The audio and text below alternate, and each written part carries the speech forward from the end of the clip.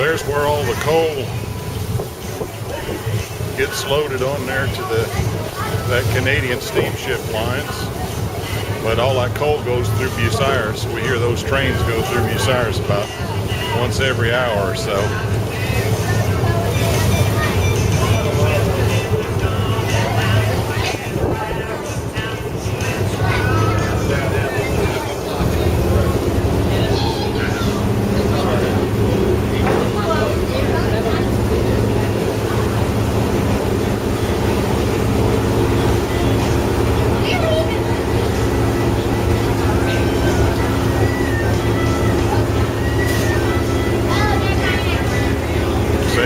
Rocking a little bit. I think this boat has a top speed of about 6 knots, which is plenty fast for us.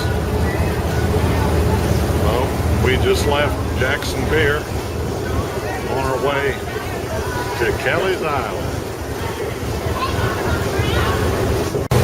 This vessel was built back in 1971 by Blount Boats in Warren, Rhode Island, originally built as a fishing vessel. It was named the Tampa Forward Service.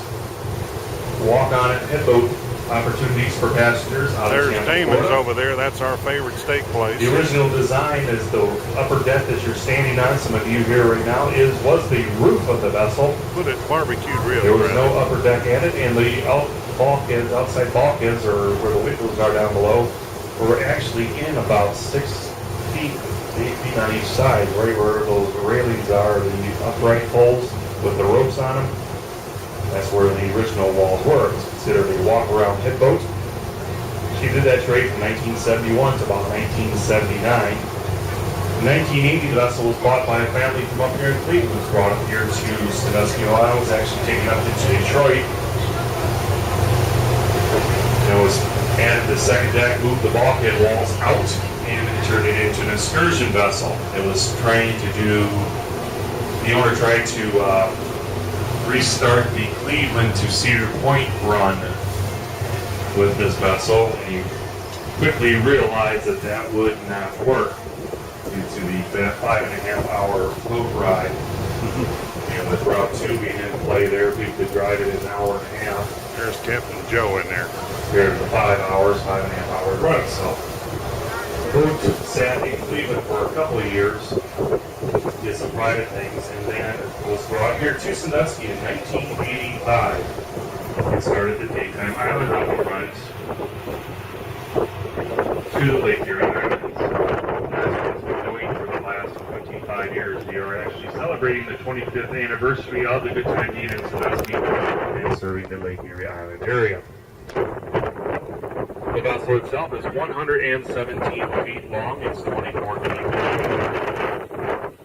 Weighs 135 tons, solid steel, powered by a pair of B1671 Detroit diesels. The engine costs roughly 600 horsepower. We turn roughly around 1,500 RPM, so walking high engine speed.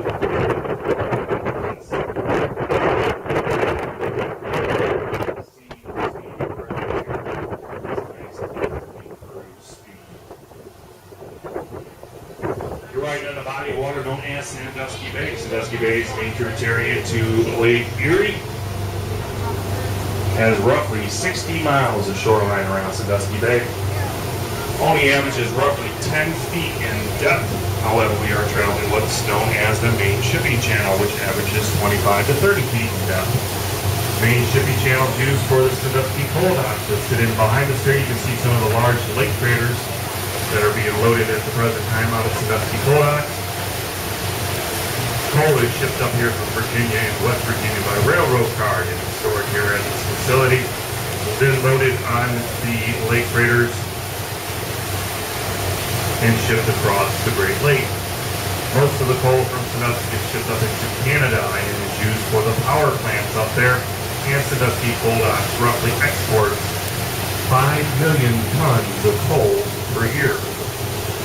They've been pretty busy this year. Last year with the economy, they were down quite a bit, but almost a ship in there almost every single day. Over here on our left-hand side, we can see some land. That's actually a little island, the darker green trees you see the closest to us there is an island called Johnson's Island. The Johnson's Island is famous for the Civil War era. So it's actually a Confederate prisoner of war camp that was located here at Johnson's Island.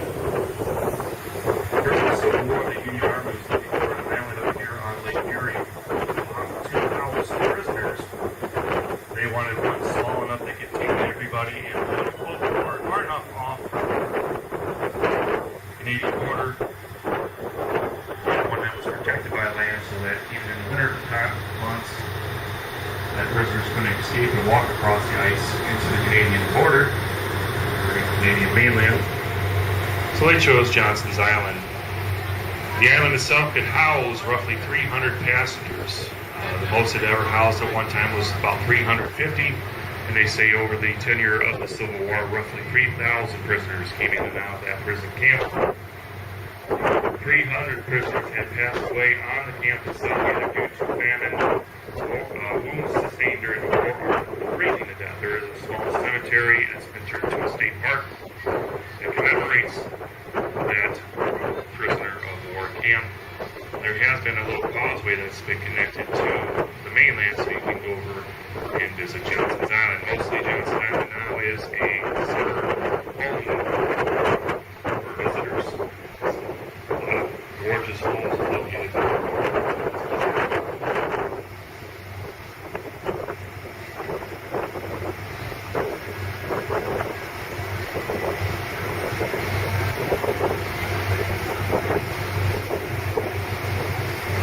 Get kind of we're looking at Bay Point out here. Swells and not Look at those new houses they've hard got. hitting waves like we have here on Lake Erie. The worst I've seen here on Lake Erie was about 15 footers, and it was absolutely fun. This is the Marblehead Peninsula over here on our left-hand side. Our next point of interest is going to be the Marblehead Lighthouse, which is up off the point. They should be up in that area here in roughly about 7 to 10 minutes.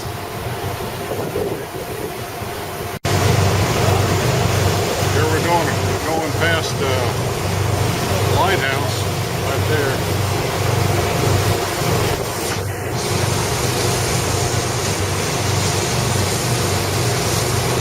Ken Harley Holder's still here on the boat.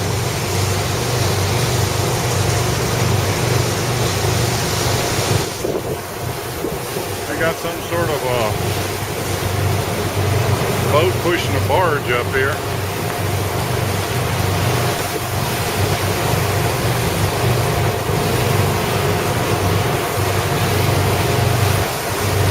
Ken Harley Holder still.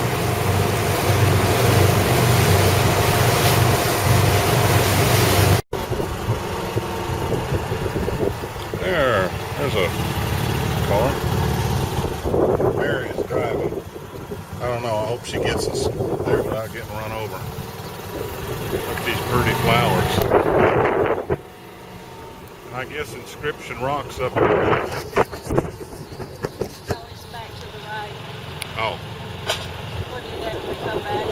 Okay. Kelly's General Store. Oh, here they got a little putt-putt golf course.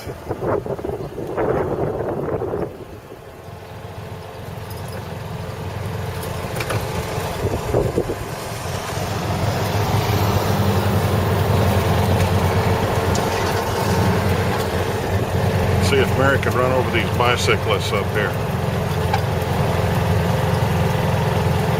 That guy that I rented his car, he said it would lay rubber.